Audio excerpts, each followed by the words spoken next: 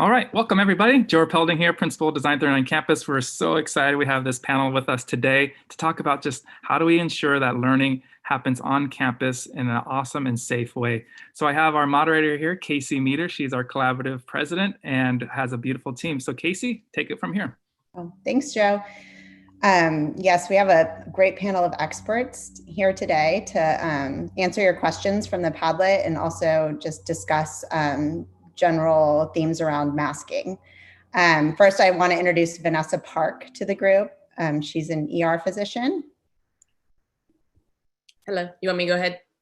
Go ahead. Okay, so our introductions are a little bit long. So as Casey said, I'm an emergency physician, but more importantly for this discussion, I'm a parent, and I'm also a parent of children who have been wearing masks for quite a while. So for those who haven't heard my story, I actually was diagnosed with leukemia, acute leukemia in 2016 of May. So at that time, my kids were 5 and 8. So they were the end of kindergarten and end of 3rd grade. So now they're 5th and 8th grade. So they had to wear masks pretty quickly. There was not a lot of preparation. This was something between me being ill and having an immunocompromised state and very susceptible to infection. They started wearing masks pretty much around me all the time for almost 6 months. And then on and off since then, whenever they get sick,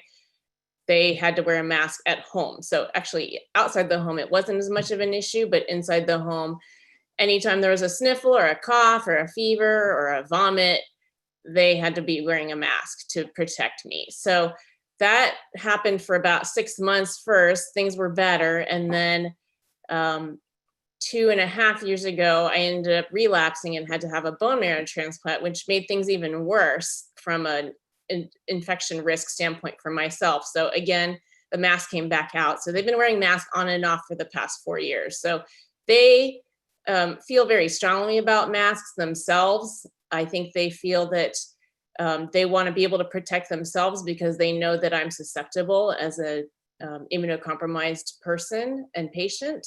Again, it has nothing to do with my work or my profession in this case, but masking has become almost just a natural thing. We know where all the masks are. We know where to find them.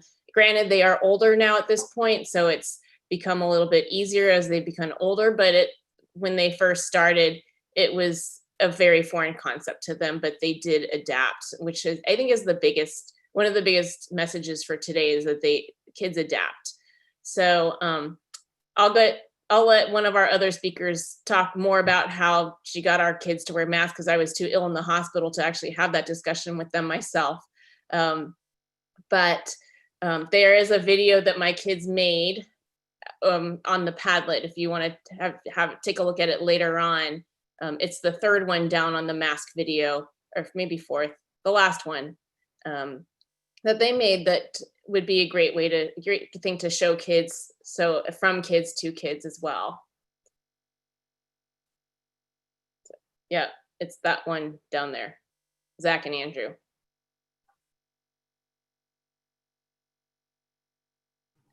All right, Casey, who's next up? Thank you, Vanessa. Next, we have Pyle, who's our pediatrician in the group. Hi, I'm Pyle Preek. I am an urgent care pediatrician and a primary care pediatrician in the area. And I'm also a mom of a kindergartner and 2nd grader at Design 39. So I'm definitely right there with you guys in terms of masking the little ones and troubleshooting with that. I wanted to highlight Dr. Park's story just because it's a great way to teach kids that we're really doing something to take care of one another and not just immediately within our family, but within our extended family and our community. And I really want to highlight that this is such a tangible and teachable opportunity to share this with the kids in terms of what they can do to stop coronavirus. I know like some kids, they have this superhero mindset, and I thought how great in a couple of years we could say, you really helped to stop coronavirus by wearing a mask. And that's a big task, and that's an amazing task for kids to be able to say that that's what they were able to do by simply putting on a mask. So I'm excited to troubleshoot this with you guys. I myself have a 5-year-old who is a work in progress with masks. So I'm really excited about the people that are here on the panel to help us get them masked as much as they need to be. Thank you. Thanks, Pyle. Next, we have Jill, who, in addition to being a mother, is also a therapist. Hi, thanks for having me. I am Jill Cooley, and I'm a licensed psychologist. I also have a background in education, elementary education, and I have a kindergartner and a second grader at Design 39. I empathize with everyone, and I also know that no matter what your experience is with masking thus far, we can do this as a community. I will give you an example just as a parent, because as Vanessa said, I come as a parent mostly. I come as a part of the community, and I come as someone who wants my children to feel like they are part of the community and helping to take care of the community. But I have 2 children that could not be more similar and different at the same time. So I have one child who needs, in essence, a reminder to take a mask break, because he half the time doesn't notice it's on his face. Plus he has this mentality where, I will preface by saying, I asked Elliot, my second grader, if I may share his story tonight. And he said, is it about coronavirus? And I said, yes, it's about masks. And he said, if it's about coronavirus and it will help, then yes, absolutely. And I said, okay. Elliot has an IEP. He has an aide at Design 39, and he has special circumstances, as all of our children do. But all of our children are different, right? There's a variety of what they tolerate, what they don't tolerate, and not all of them are going to qualify for IEPs. So that's my point. My second grader, who does have an IEP, he puts on a mask and he has this like big heart and he wants to save the community. And so he wears his mask and needs reminders to take it off, to take a break. My kindergartner, however, I'm cutting tags out of every shirt she wears. She only wears one dress from Target, the cotton Cat and Jack A-line, has to have no seam. She wears one pair of shoes. I've tried various pairs of shoes that are exactly the same, but different colors. They still feel different to her. My point is that she's very sensory sensitive. So the technical term you would say is that's sensory sensitive, or even oversensitive. Whereas my Elliot is very sensory. He's just not aware. He's a little less aware in that way, physically. So my kindergartner who's coming in, I was very anxious about if this is going to be a requirement. And I want it to be something where they feel like they're helping take care of their community. How are we going to get there?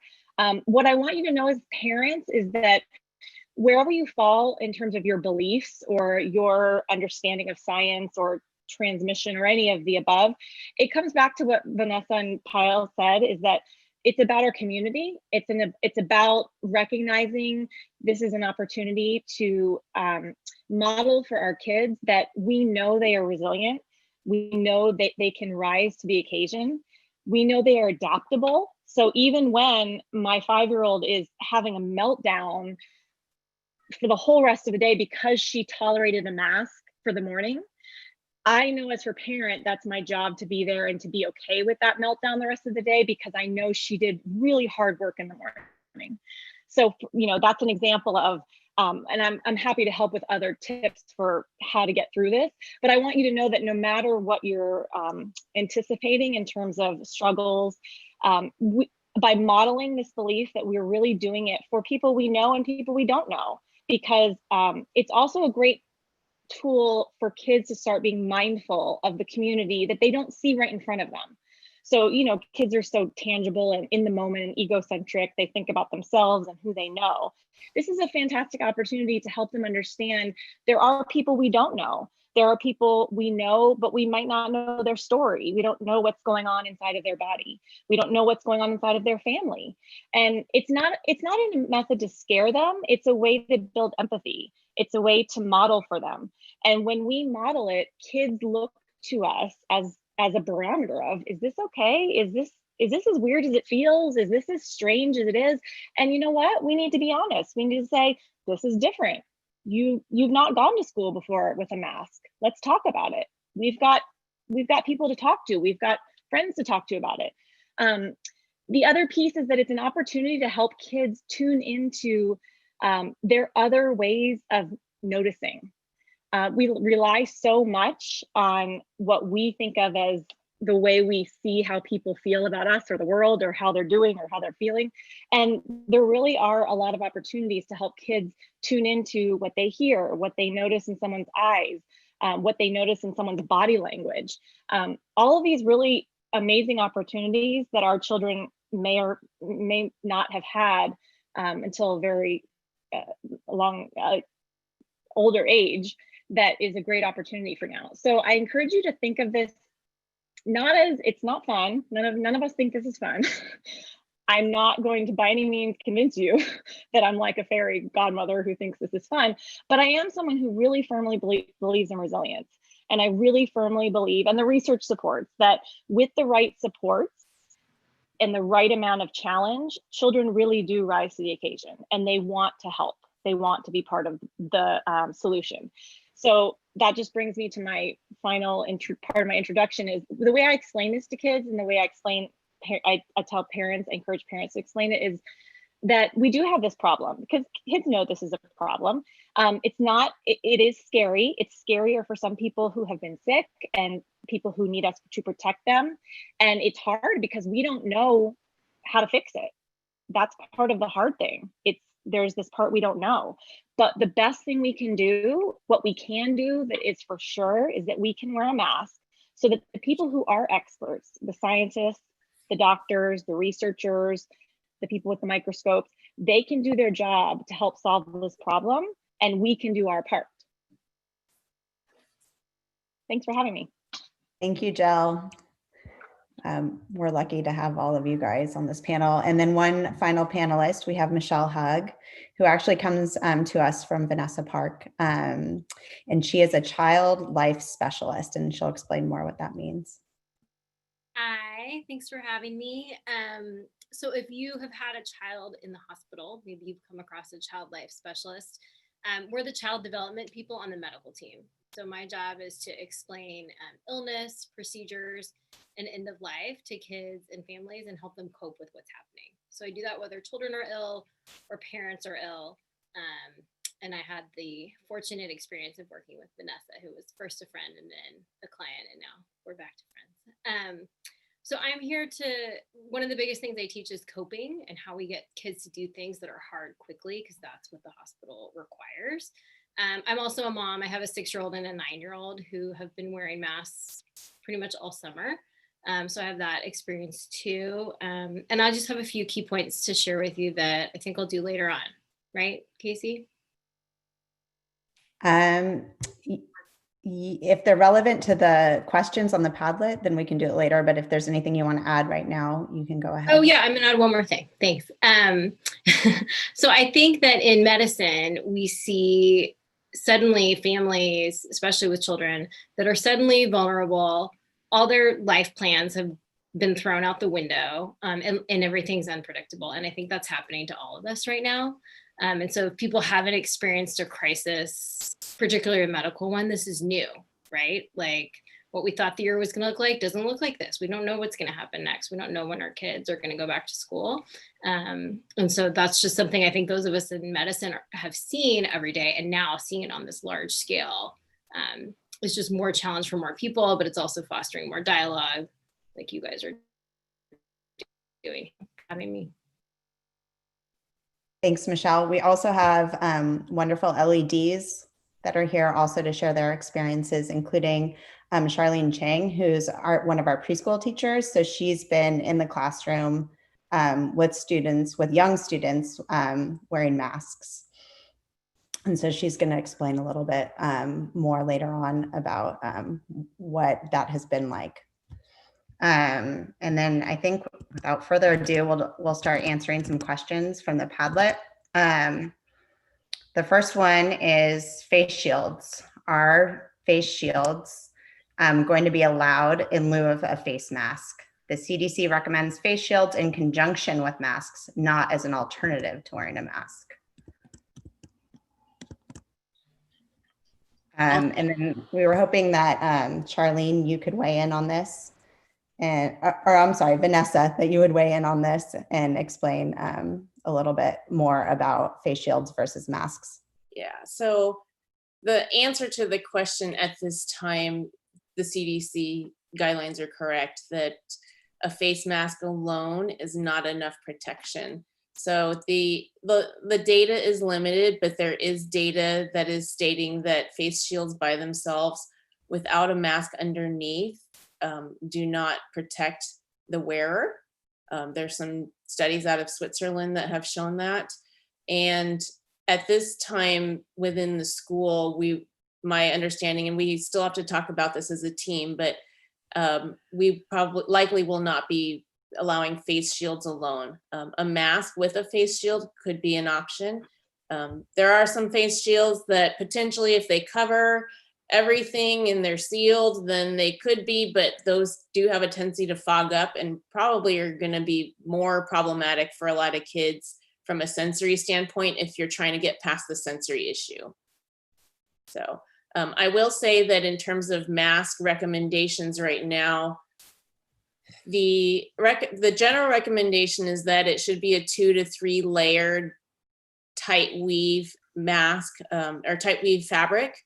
The general rule we would say would be if you can blow a candle through it, blow out a candle flame through it, then that's not an adequate mask. Also, if you can see through it, which I would think would be obvious, but to some it's not. If you can see through it, also not an adequate mask. But the safety team will come out with specific guidelines once we actually do go back to school with what would be an appropriate and not an appropriate mask. Great. Thank you, Vanessa. Next, we have a question about a mask break. For each grade, when will they be allowed to have mask breaks besides eating lunch? Are they allowed to remove during recess or when they're out on the playground? We thought, Ms. Chang, this would be a good idea if you could jump in here and kind of address what you guys have been doing on the preschool level in terms of mask breaks. Sure. So basically anytime the kids need to use their mouth, like in terms of like getting a sip of water or eating, that's when their face masks happen. Also in preschool, when we're on the playground, the children are allowed to have their masks off because they are outside. When they're playing, as always, because they're young children, they're 3 and 4, that there's constant reminders of keeping space and making sure that you're giving your friends space when we're running around. Right now, our numbers are a bit lower, so we only have about 10 kids on the playground at once, so there is enough space. Whenever we see a kid maybe getting a little bit too close, we just said, oh, remember, like, give your friends space. So that's a mask break for the preschool, and then as well as during rest time, we do have nap time in preschool, so they're not wearing their mask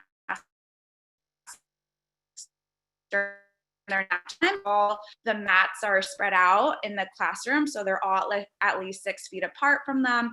And anytime a children mentions being like, oh, like my mask is bothering me, I usually just suggest that to do something that is like required, like where you don't have to have a mask. So it's like, oh, why don't you go get a sip of water? So that gives them an automatic mask break. With that, they'll go over to the corner of the classroom where their water is, and they'll have a sip in that sense.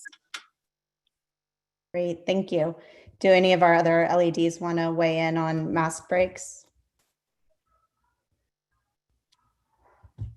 Okay. Here's another one, I think for our LEDs and Ms. Chang, social complications. My child does not speak clearly while masked, and after repeated attempts for clarification, dejectedly says, never mind. How can teachers address issues such as this?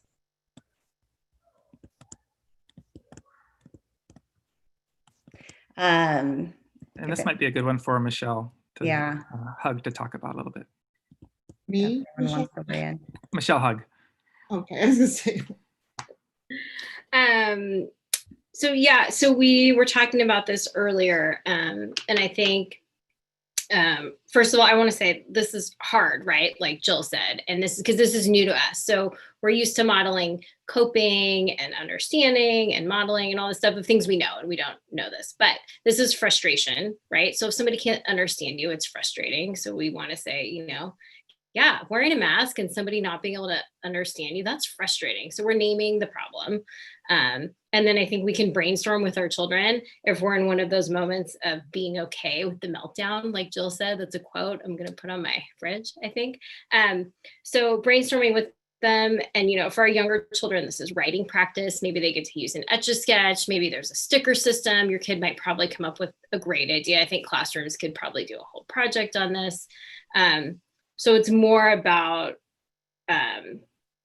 understanding that they're frustrated and helping them come up with a solution for that.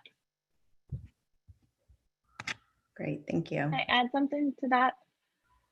I was also going to mention that likely, and I don't know this child, but likely I would presume that this might be a child who might, with or without a mask, might likely say, never mind, if, they might easily get frustrated. That's very, very common. So that's the other thing that we want to keep in mind is, and like Michelle said, naming the problem. That's frustrating. It's also frustrating when you say something and I can't hear you because you're upstairs. Well, now we have this thing, the mask gets in the way of, if you're trying to tell me something from across the room, but you're trying to tell me. So like Michelle said, let's brainstorm. So it normalizes it, and it also gives us an opportunity to collaborate with our kids. I think the other thing is trusting. We're so fortunate in the community we have with the LEDs we have, and that our LEDs and our administration really want to know our children.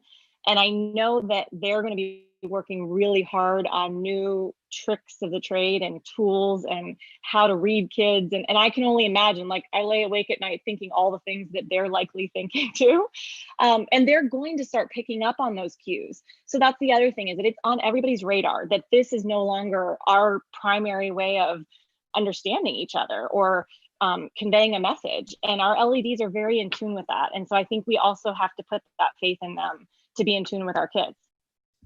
I think your next question there kind of leads into emotional expression, which is kind of the similar answers we're saying. And so again, naming the emotion, right? Maybe linking it to what something looks like at home. And then, like you said, the LEDs are going to know the children and be able to point out, well, what are other ways we know somebody is happy or sad? Is it their body language? Is it the way they're turned away from us or looking toward us? So all of those cues, right? If I have a mask on, you're still mostly going to be able to tell my emotion. Something else about masks is I have to wear one at the hospital all day, every day. So now I never forget it. But my husband's working from home. He forgets it all the time because he doesn't wear it all day long. And then I think, Payal, you were reminding us too that children are going to help each other out, right? Like, no, this is what he means, especially the way some of our younger children do, or siblings will for younger children whose speech isn't as clear. And let's see. Oh, one more thing I want to say about play. So our younger children will play with masks. And Charlene, I don't know if you're seeing this, but masks on stuffed animals, masks on fire trucks, masks on your car. It doesn't matter. To normalize that. And some kids will be into that and some won't. And I think some kids will benefit from practicing wearing them. And some kids will benefit from the distraction of being at school and they won't even care. A lot of what we've been doing in terms of helping kids remember to wear masks and how it helps people is we always like to remind kids that, we're always trying to do something to help someone else. So there's a lot of YouTube videos out there that are describing why masks are so important. And it's simplified for the kids to understand that it's oh, I'm helping someone else. And it makes them feel good about themselves that they're wearing a mask. And I think we've noticed that's the most influential types of videos for those kids. They're oh, remember, they're scratching their nose or something and they pull it down. We're oh, remember keeping our mask on. That's one of the best ways that we've been able to keep children on track about keeping masks on. So there's all those videos online that are always really helpful. And that's what we found that are really helpful for our 3 and 4 year olds. I think what's really important too is I'm going to tag on to Michelle and Charlene about really naming the problem at the time to address that frustration. And it's part of the design process. I mean, it's oh my gosh, we have a problem. How might we solve it? And going from that perspective, because we are problem solvers. That's the whole piece that we, really work with our kiddos about, working with puppets, to detach from themselves so that they're seeing how you can help others that way. But I really like the idea of naming the problem, not ignoring it, and saying, oh my gosh, here's our chance to design something to solve this problem. So it falls right into line with, the whole design process. It's very powerful, especially if they get to ideate together. Then they, are like those superheroes that we mentioned before about, oh my gosh, we figured it out. And then they're really happy. So it's how you work it. Thanks, Julie. You guys are so good. I think we answered the next question about facial expressions already. And so that leads us on to mask breaks for older kids. Whether kids older than K-2 will be able to have breaks outside, mask breaks. I don't know if any of the LEDs want to address that one. I could just share quickly. I think that's the whole piece that Julie was just talking about, is we have to design it together. Yes, we don't want kids in any one particular space, right? It's not like sitting in a desk for 6 hours. That's not what Design 39 is about. It's about getting up and moving and finding that space, like what Charlene was talking about, that even happens with the older kids. So very similar, and we would design that together. And specifically, as we know more and more, as we look like we're going to be opening up in January, potentially. So we'll probably want to readdress this as the team again. So thanks. Great. I think we have one last question, which I think have pretty much touched on, but trouble understanding. I found that I have more trouble understanding people when they are wearing masks. Apparently, I usually depend on lip reading a little bit to help me understand people. I have to ask people to repeat themselves. If I can't understand, I might eventually just nod and act like I do, rather than feeling awkward about continuing to ask them to repeat themselves. I wonder how many of our kids may find themselves in the same situation and how this will play out. And it's probably exactly what you guys were talking about. We'll get creative. But if anyone would like to address that directly, please feel free. When I actually first started with the kids, what I did was I addressed that off the bat because I knew that I was having a hard time hearing people with the mask. So that was like one of our first circles. I talked about Miss Charlene might have to ask you to repeat your so they get that affirmation that it's not just them that might be having a hard time, or it's not just their teacher might be having a hard time.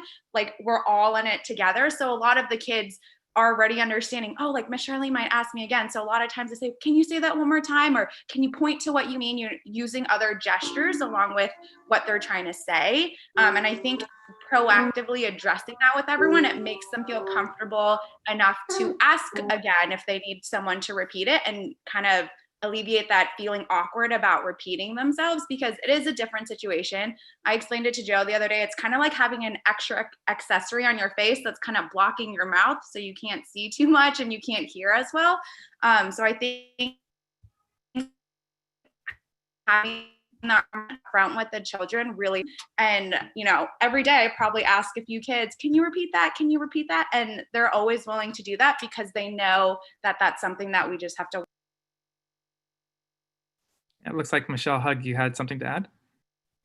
Oh, yeah, no, I love that approach. And I was thinking that showed really good awareness and insight by this parent who was like, well, this is my response.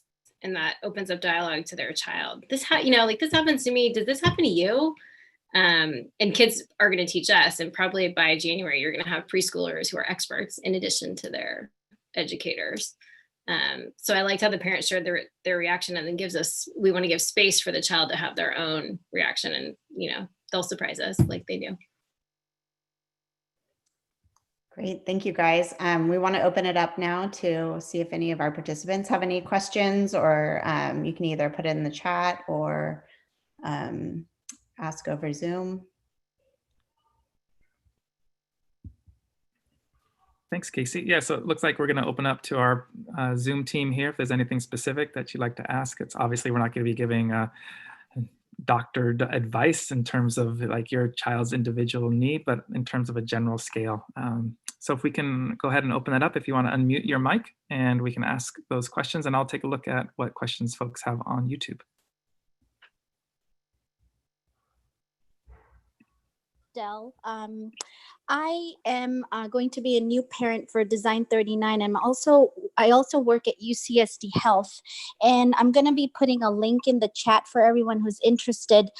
Wednesdays 7:30 to 8:30. There's something called COVID Grand Rounds, and medical care professionals discuss COVID-related facts and information for parents and for the general public to join. And today's topic was COVID-19 and kids. If anybody's interested, this is not a pitch of any kind, but I'll put the link in the chat. And thank you to all the experts today. It's been really helpful. Stell, thank you for that. And I'll add that to the YouTube.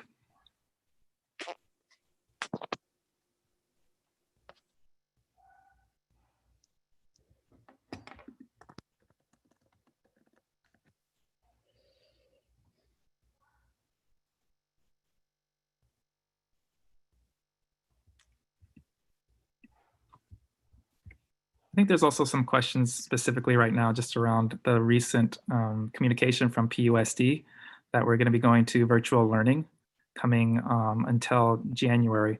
So the relevancy of masks and mask wearing right now, knowing that all of POWA Unified is going to be starting virtually. So I can talk a little bit more about that after this call, but I think what is the relevance if all school is going virtually and wearing masks? Do you guys want to address that?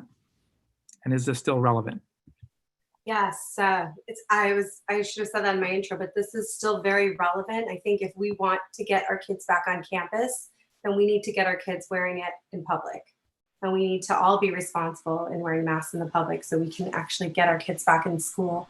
So I do think this is still very, very relevant and very current to what we need to be doing as a community right now. Perfect, thanks for that.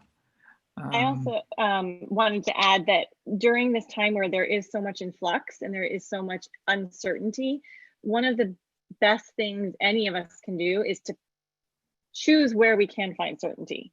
So we can find certainty in that, like Pyle said, this is going to be, we can wear masks until someone tells us, oh, no, really, we're done with that, right? So who knows when that's going to be, but finding some certainty in this is going to be, okay, we're not going back to school except, virtually until maybe January, but this is what's going to be something that will protect everybody once we do go back to school. So we're going to practice. We're going to get really good at this because when we go back to school, this is something we know will help everybody stay safe. So we have all this time to practice now. And what a great opportunity. So let's make it interesting. Let's problem solve and maybe we'll have ideas to share when we get back. There were some chats in the YouTube channel as well around types of masks that we should be wearing and maybe some that we shouldn't. And also if my child has asthma or they have speech, are we saying that face shields is not a good idea alone? So there's two different questions from two different folks there. So again, the idea of face shields for students who have sensory needs and speech, IEPs, and then what type of masks? I can answer that. I think I'm not sure if the person who asked that may have missed the beginning when I spoke earlier. So at this time, the Collaborative Safety Committee will discuss masks when we do go back on campus. But at this time, we are going to say that face shields will not protect by themselves.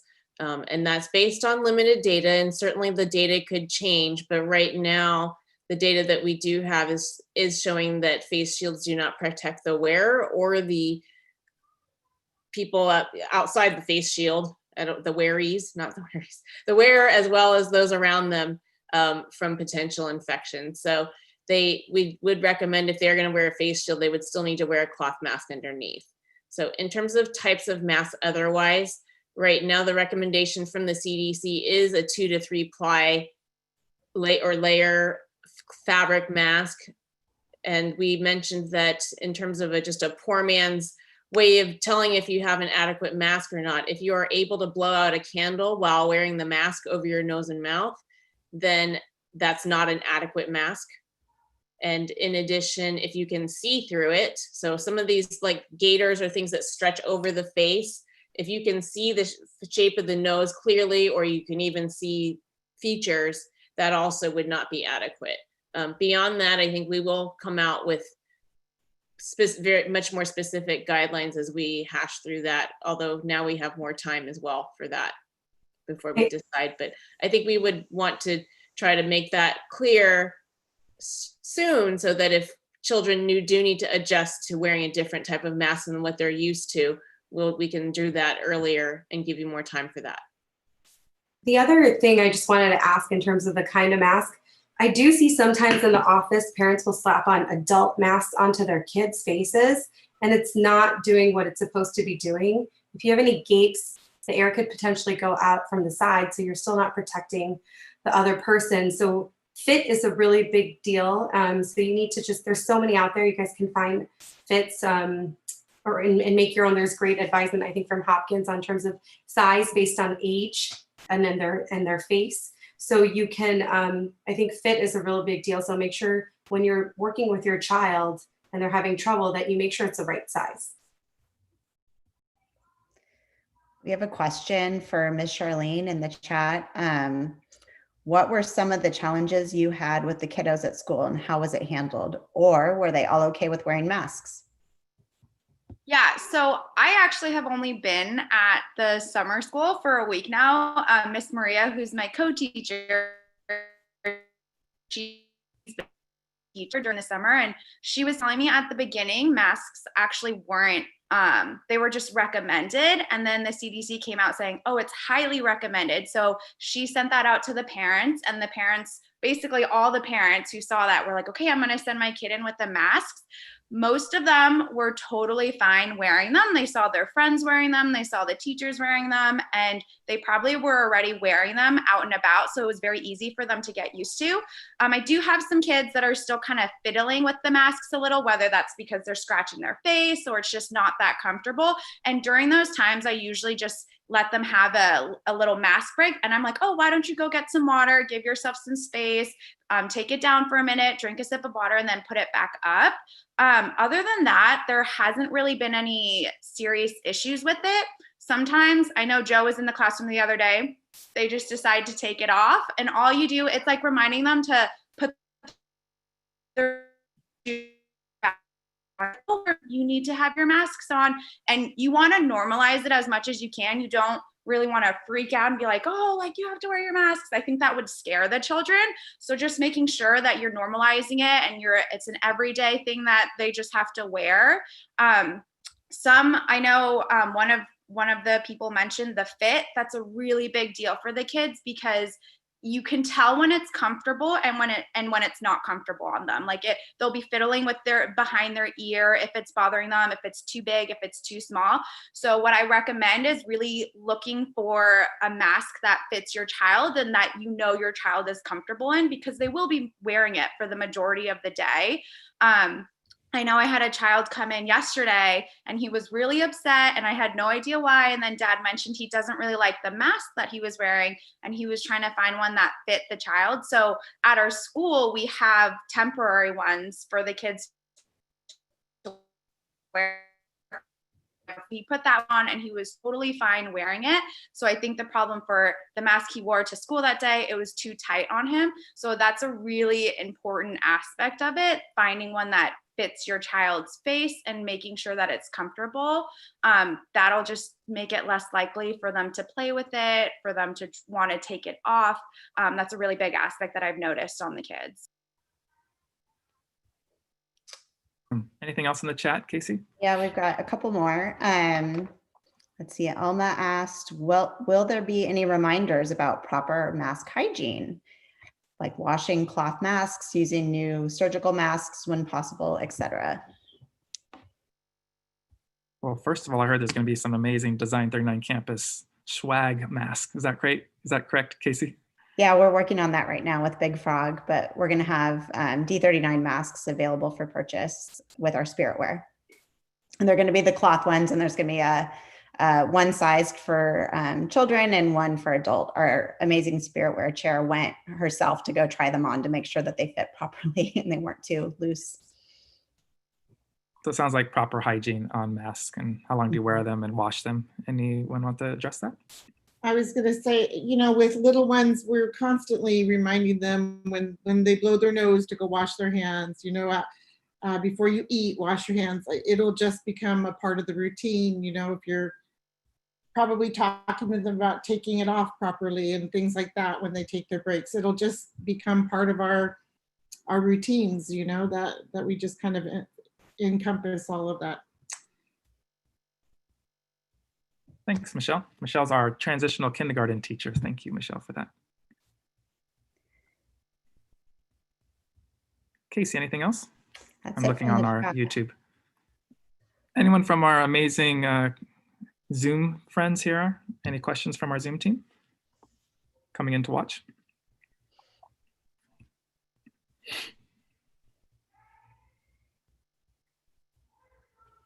I am going to just reiterate, I think that a common theme here is normalizing.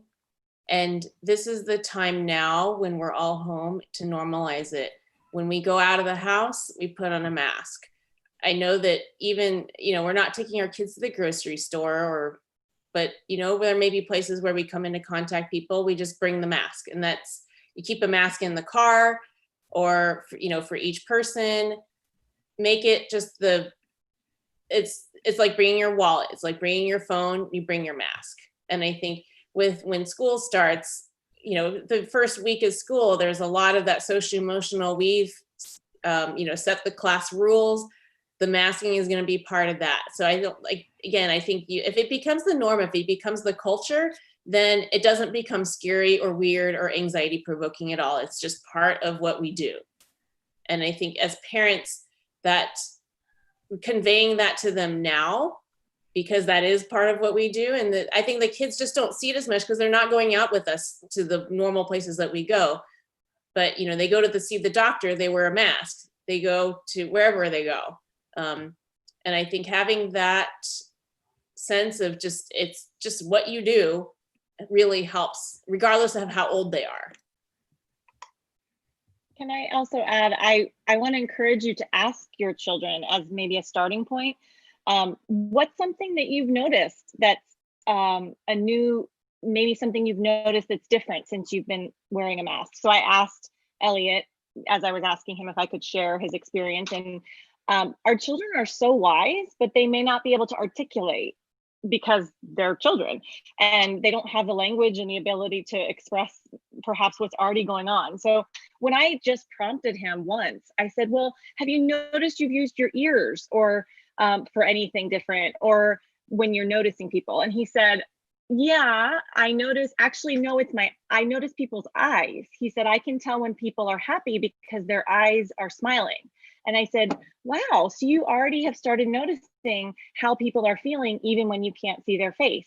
So also just encourage you to start having these conversations and start it with a question, because our children have likely already had these experiences that we're so afraid of. How do we introduce this? How do we get them to see how other people are feeling? Well, they've already picked up on it. They're doing it.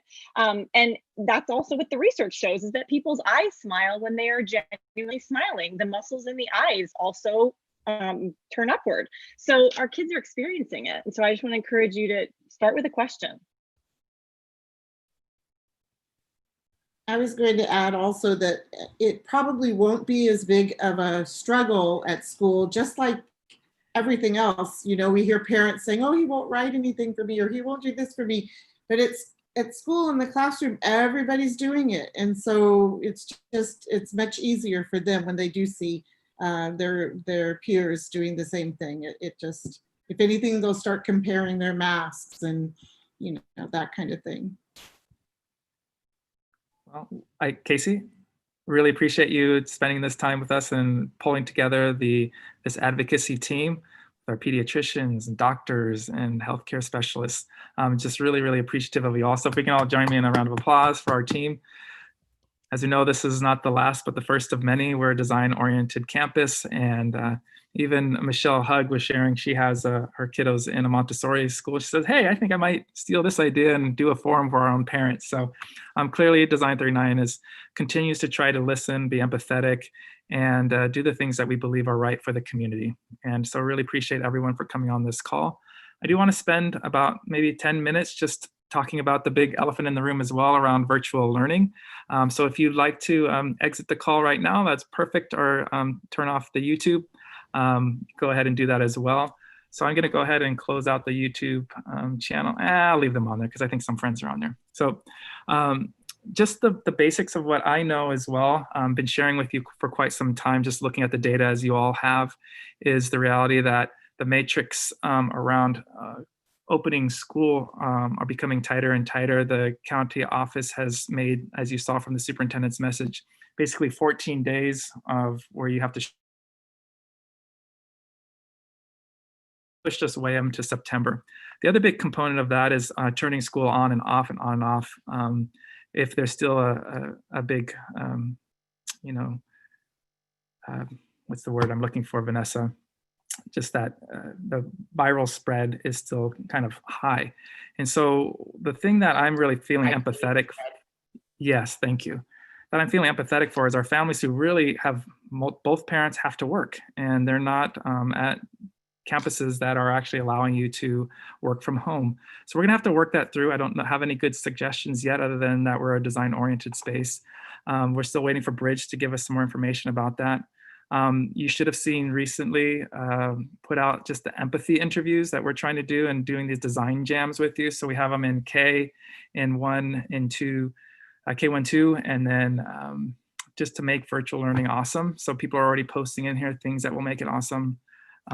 Here's the 6-8 and the 4-5.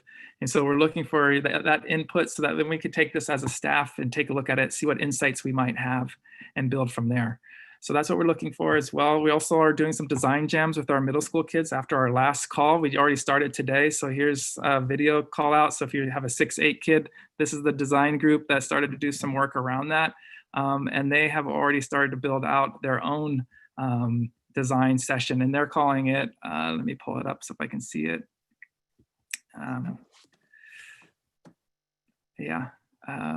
Maybe it's here. So if virtual learning fails, so they're starting from failure, which I love, because if you start from failure, then you say you're not going to wait 3 months to get into this thing. Wow, this thing was awful. But if we actually start before school starts, like identifying the things that could actually fail, and those things that are coming up and welling up from the students, and then the LEDs can capture onto this and co-design with the kids. So that's already happening, and we just found out, right? So that's what we know about Design 39 Campus is it's going to be okay because we're designing it collectively together. We'll have some more conversations with you specifically about virtual learning next week. So look for those specific times. And I know our LEDs are on vacation, but they're already planning. They probably planned 4 different versions as they pivoted every single time, right? Julie's smiling and laughing, and they're laughing at least, and not like sending me hate mail. So we're really appreciative of this co-design, and you parents have been along with us this whole process, and from March 13th all the way to today. And we're pivoting it again. And like I shared before, it's like having this puzzle on a shake table, and then people adding new puzzle pieces, and you're just trying to get it all figured out. So we're going to do it together, right? And we're going to figure it out, and we're going to co-design with you. We're already doing that right now. I don't think any other campus is actually in that space of designing today when we already heard the news. So look for some more information coming out next week. The big piece is, and the teachers can hear this, we have an all team meeting again tomorrow to talk this through. But the idea is that we can give you the class rosters earlier than later. So this idea about knowing who your teacher is and not waiting till September 1st. So the idea is, how might we be able to get this information out to you, start building relationships, especially for our transitional kindergarten and kindergarten classes, and especially for our kids who are new to our site. So on that design team was purposely selected by the kids to say, hey, let's bring in a student who's brand new to our campus. So they're already co-designing with that mindset of how do we build awesome learning from multiple perspectives. And so we want you to be able to create those relationships right away. Yes, virtual is not the best way to do it, but we know it's going to be better than the last version. And so that's what we're trying to co-design, give you that information early so you can figure out who your teachers are. We also do that week of welcome with kinder, so we haven't totally shaked that out yet. So how do we ensure that you know all the teachers?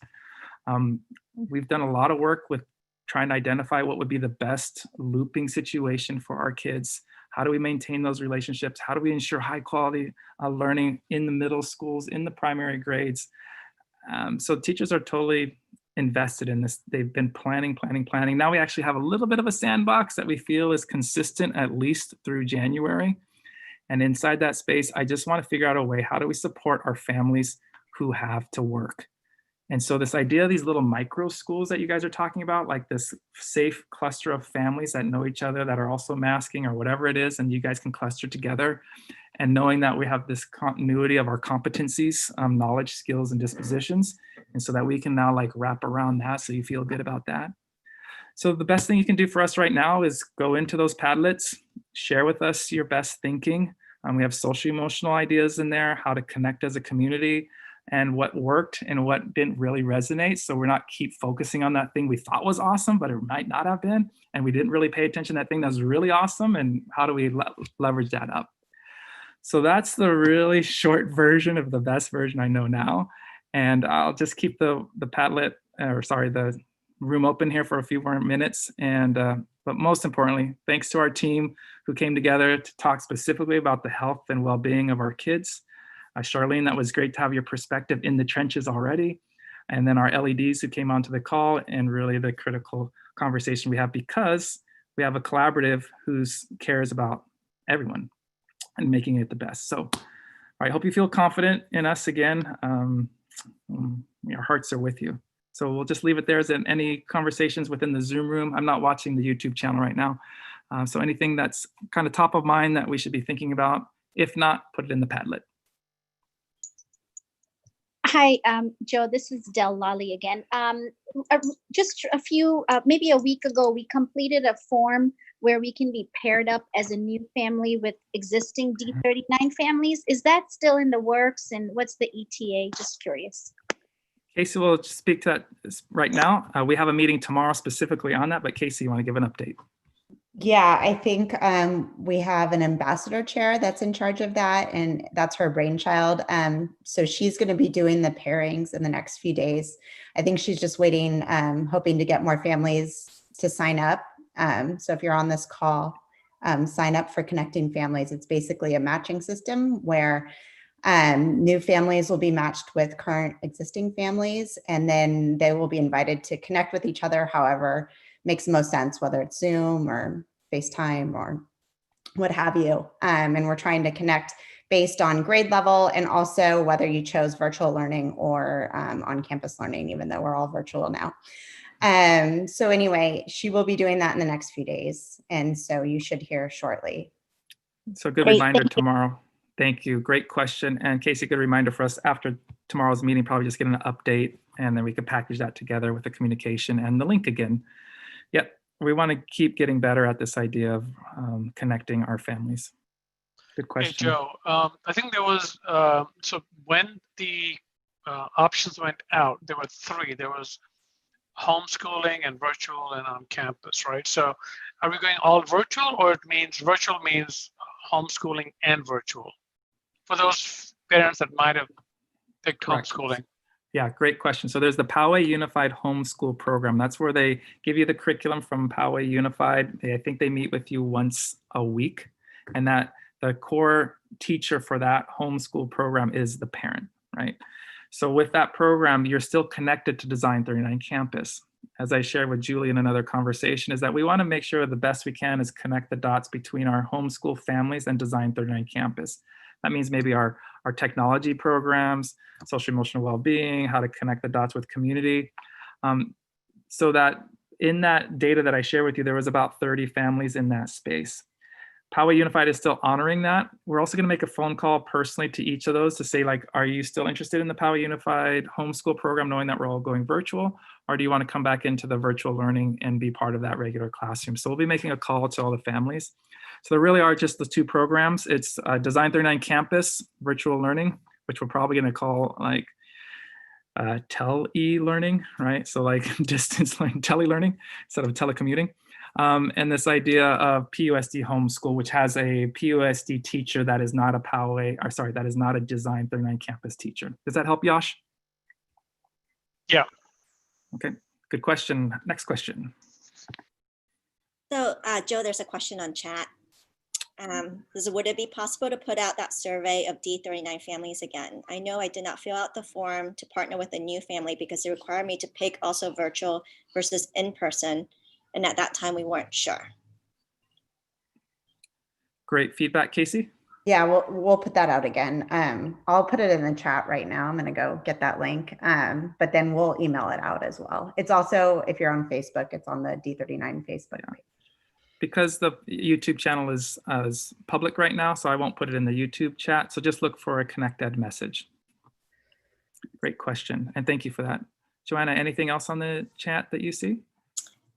No, let's see, there is a link.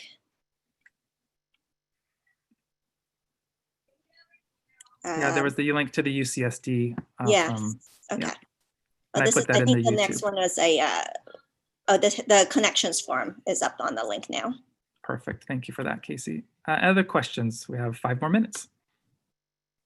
So I was on the YouTube channel and it wouldn't let me respond, but there was a question from a parent about our LEDs and their collaboration right now, because technically teachers do not, they're not back at work because their contracts have not started yet. And so there was a question of how do we know that our LEDs are planning and collaborating? And so I couldn't respond to it. It wouldn't let me, I did a whole answer and it wouldn't let me post it, but I figured maybe, we know our LEDs are amazing. And so if we wanted to just address that.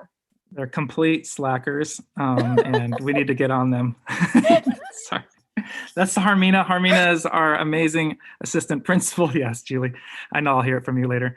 And she's our assistant principal that is joining us from Meadowbrook after 6 years. So thank you, Harmina. Yes, tireless working. They're paid 10 months out of the year. They get 3 days of planning paid prior to school starting. There was 2. They added the 3rd one because that was a September professional growth day. So now they packaged those 3 days together. We're going to talk tomorrow looking at that. We also know there's a lot of support from the collaborative. Bob and Casey and I have been talking about professional development dollars. How might we use those resources that you guys donate from the 39 days of giving to ensure that we can create high quality conversations and high quality learning. Spoke with Tom Downs yesterday. He's one of the leads there in the middle school and one of the original designers of Design 39. He's like, we got to get people together. We got to get our LEDs together. And I say, and I know the collaborative is there behind you, AKA all of you parents, to ensure that we can give you the resources that you need. So we'll be talking about that tomorrow, specifically about what resources do our LEDs need? How can our collaborative support that work? And that is obviously how we get and use your donations. So be looking more for that kind of that call to action and support of awesome virtual learning, because we're giving a lot of professional development dollars to our teachers. Any addition to that, Bob, from the collaborative and budgeting?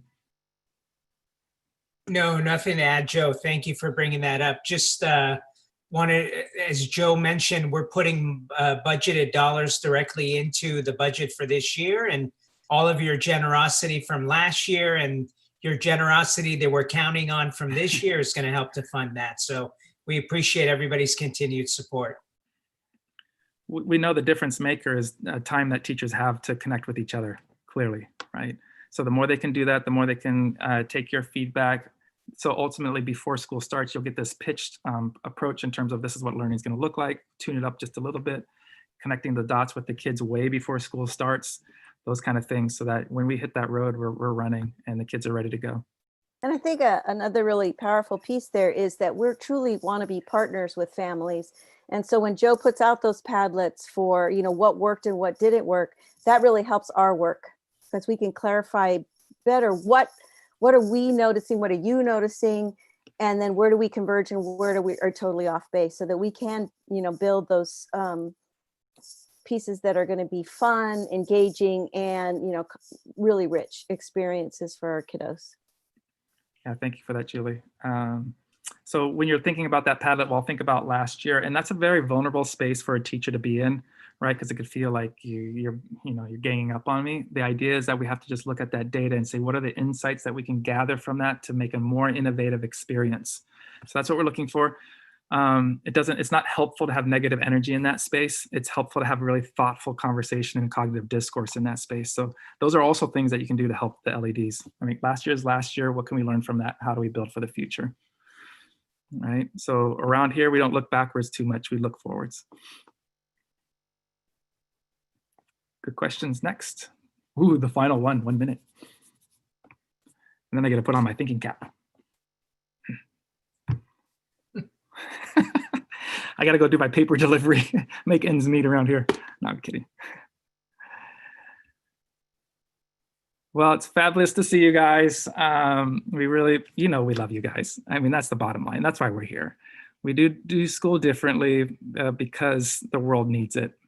And that's one of our conversations we had today, kind of just leave with that, Bob and Casey. We were talking with our Small and Mighty Black parent group today and really having a focus on equity and how do we ensure that we're doing really good work for each and every student, each and every parent. And that means it's going to be a lot of effort, a lot of listening, and a lot of working together. So it seems like that one video resonated with y'all because, and I didn't come up with it, it was on the mistakes are valuable. You just need to know it's going to be okay. See you guys. Thank you. Thanks, guys.